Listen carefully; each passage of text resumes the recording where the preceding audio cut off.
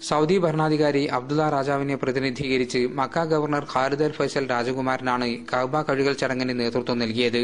ലോകത്തിന്റെ വിവിധ ഭാഗങ്ങളിൽ നിന്നുള്ള നയതന്ത്ര പ്രതിനിധികളും പണ്ഡിതരും ഉൾപ്പെടെ നൂറുകണക്കിന് പ്രമുഖർ ചടങ്ങിൽ സംബന്ധിച്ചു. വ്യവസായ മന്ത്രി പി.കെ. കുഞ്ഞാലിക്കുട്ടി, പ്രമുഖ വ്യവസായി MA. Yusuff Ali, Al Abeer medical group CMD Alungal Muhammad തുടങ്ങിയവർക്കും ഇത്തവണ കഴുകൽ ചടങ്ങിൽ സംബന്ധിക്കാൻ അവസരം ലഭിച്ചു. കഅബ ദേവാലയത്തിന്റെ ഉള്ളിൽ കയറുമ്പോൾ ഉണ്ടാകുന്ന ഒരു അനുഭൂതി, ആ സംതൃപ്തി, ആ സന്തോഷം, ആ നിർവൃതി എന്ന പ്രത്യേകതയാണ്. കഅബക്കകത്ത് ചെന്നിരുന്ന് ആ വിശിഷ്ട സ്ഥലത്ത് ചെന്നിരുന്ന് നമ്മൾ അള്ളാഹുവിന്റെ ഈ ഭവനം വൃത്തിയാക്കുന്നതിൽ, അത് കഴുകുന്നതിൽ ഒക്കെ പങ്കെടുക്കുക.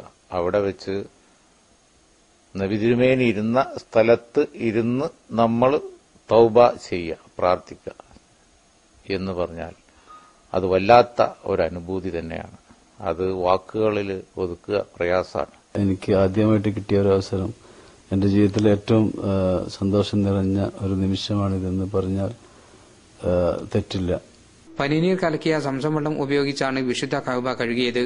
വർഷത്തിൽ 2 തവണയാണ് കഅബ കഴുകൽ ചടങ്ങ് നടക്കാറുള്ളത്.